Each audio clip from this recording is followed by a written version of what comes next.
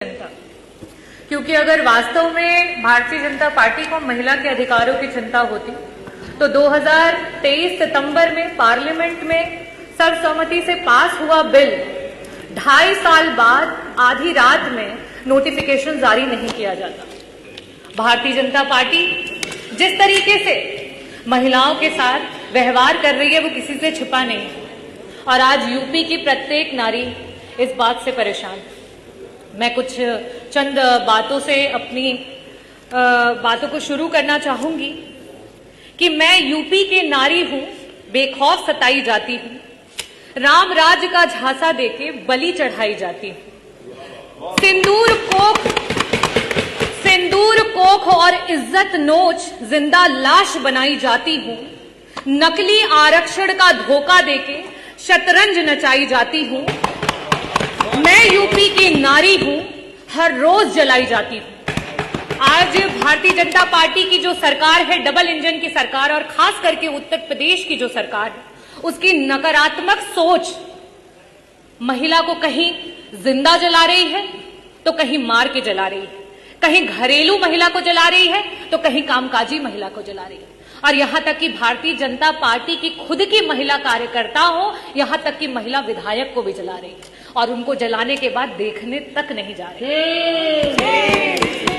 मैं पूरे सदन की तरफ से माननीय विधायक अनुपमा जायसवाल जी जल्दी स्वस्थ हों उनकी उसकी कामना करती हूं और ये भी कहना चाहती हूं कि जिस भारतीय जनता पार्टी ने उत्तर प्रदेश के पूर्व मुख्यमंत्री जी की स्वर्गीय मां को भी अपनी गंदी राजनीति में खींचने से नहीं छोड़ा, वो सबसे पहले गए, क्योंकि वो असली महिला का सम्मान जानते हैं और समाजवादी पार्टी असली महिला का सम्मान जानती है। और उसके बाद भारतीय जनता पार्टी के 2 डिप्टी सीएम उनके बाद जाते हैं अपनी महिला विधायक को देखने के लिए, और यही है आपका नारी बनकर।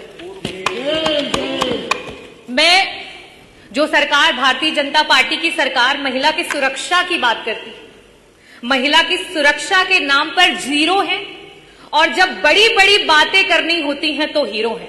आज एनसीआरबी के आंकड़े जिस तरीके से दिखा रहे हैं, खास करके महिलाओं पे अत्याचार, महिलाओं को आए दिन किस तरीके से जलाया जा रहा है, मारा जा रहा है, सामूहिक दुष्कर्म किया जा रहा है, और आपकी सरकार जो है वो चुप है, संरक्षण दे रही है।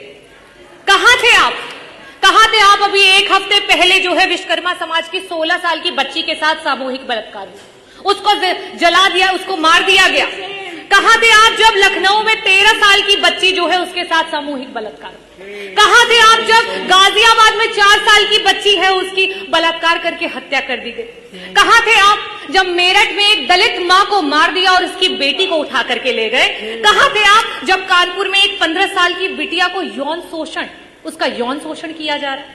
कहां थे आप जब बुलंदशहर में आपकी ही पुलिस महिला की इज्जत लूट रही थी? कहां थे आप जब घटना हुई हाथरस में, मथुरा में, मेरठ में, सुल्तानपुर में, कासगंज में, कौशाम्बी में, बनारस में, लखीमपुर खीरी में, उन्नाव में और फतेहपुर में बेटियां बर्बाद हो गई? कहां थे आप? अगर इन परिवारों को किसी ने मदद पहुंचाई तो समाजवादी पार्टी ने पहुंचाई, अगर वहां कोई पहुंचा तो समाजवादी पार्टी के राष्ट्रीय अध्यक्ष श्री अखिलेश यादव जी को। चाहे पार्लियामेंट हो चाहे यूपी की असेंबली, पार्लियामेंट में आप नेहरू को कोसो और जब यूपी की विधानसभा हो तो आप नेताजी को तोसो। और क्यों? क्योंकि आपका तो यही धंधा है, क्योंकि आपका तो सारा काम मंदा है। नेताजी ने उस सोच को आगे बढ़ाया कि पंचायत चुनाव में 33% का आरक्षण ला करके महिलाओं को पंचायत में ब्लॉक प्रमुख से लेकर के जिला पंचायत अध्यक्ष से लेकर के प्रधान से लेकर के बीडीसी की कुर्सियों पर बिठाया। लेकिन आप क्या कर रहे हो? वो 33% का आरक्षण पाकर के जो महिलाएं हमारी नेतृत्व कर रही थी उस चुनाव को ही टाल दिया, क्योंकि आपसे महिलाओं का नेतृत्व नहीं देखा जाता है। आप तो महिलाओं के नेतृत्व को दरकिनार करके सिर्फ नारी को नारा बना करके इस्तेमाल करना चाहते हो। ये भारतीय जनता पार्टी का असली चेहरा है। आप इस सदन में जो बैठी महिलाएं हैं, जो उधर बैठी हैं, जो इधर बैठी हैं, आप जब उन्हें एक समान नेत्रों से नहीं देख पा रहे हैं तो हम धरातल की क्या बात करें? 1 ट्रिलियन इकोनॉमी की बात करने वाली सरकार, और जब इसी सदन में सत्ता पक्ष और विपक्ष की महिलाओं को जिस समय त्वरित के विकास के कार्यों की निधि देने की बात होती है तो वहां पे आप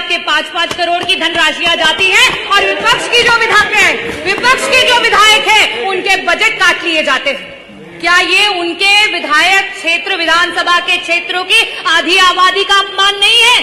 क्या उनको विकास का अधिकार नहीं है? ये है आपका झूठा नारी वंदन और नारी अभिनंदन। और आप महिलाओं की बात करते हैं। आज रोडों पे आशाएं रो रही हैं, आज रोडों पे समूह की बहनें रो रही हैं, आज रोडों पे आंगनवाड़ी की महिलाएं रो रही हैं, आज हमारी रसोइयां रो रही हैं, आज हमारी पंचायत सहायक रो रही हैं, आज महिलाएं, जो युवा महिलाएं हैं, वो नौकरी का इंतजार करते करते रो रही हैं, और आप महिला वंदन की बात करते हैं। मैं आपसे कहना चाहूंगी कि अगर आप महिलाओं को सच में आरक्षण देना चाहते हो तो आज की वर्तमान स्थिति में उत्तर प्रदेश की सदन में 403 सीटों पर आप 33 क्या 50% का आरक्षण लागू करो और पूरा समूचा विपक्ष आपके साथ खड़ा हो जाएगा। लेकिन आप तो षड्यंत्र करना चाहते हो, आप तो विधानसभाओं को तोड़ना मरोड़ना चाहते हो। आप 2011 के सेंसस से अभी के आरक्षण को लागू करना चाहते हो। आप नियम कानून से नहीं चलना चाहते हो, आप सिर्फ और सिर्फ नारी को इस्तेमाल करके, नारा बना करके अपनी कुर्सी को हथियाना चाहते हो। मैं आखिरी में अधिष्ठाता महोदय सिर्फ यही कहना चाहूंगी कि ये बिल पे चर्चा तो बस एक बहाना था, महिला का नाम लेकर वोट पर निशाना था, और आरक्षण का ढोंग पीटकर लागू नहीं कराना था। और हम समाजवादी पार्टी के लोग हमेशा से महिलाओं के हितैषी रहे हैं, महिलाओं को आगे बढ़ाने की बात करते हैं, महिलाओं की बराबरी की बात करते हैं। अगर एक दलित महिला और आदिवासी महिला को और अगड़ी महिला को अधिकार है तो एक ओबीसी समाज की महिला को भी अधिकार है, एक अल्पसंख्यक समाज की महिला को भी अधिकार है कि उच्च सदन में जाकर के बैठे। लेकिन आपके षड्यंत्र और मंसूबे और जो भारतीय जनता पार्टी ने सेट करने का प्रयास किया है, माननीय अधिष्ठाता महोदय, अभी तो 8 मिनट हुए भी नहीं, पूरा कर लेने 7 मिनट कि अभी अच्छा करिए जल्दी करिए। जो नैरेटिव सेट करने का प्रयास किया है वो नैरेटिव धरातल पर फेल हो गया है, और 2027 में पीडीए की जो ए है आधी आबादी वो बढ़ चढ़ करके आपको आईना दिखाएगी, और 2027 में समाजवादियों की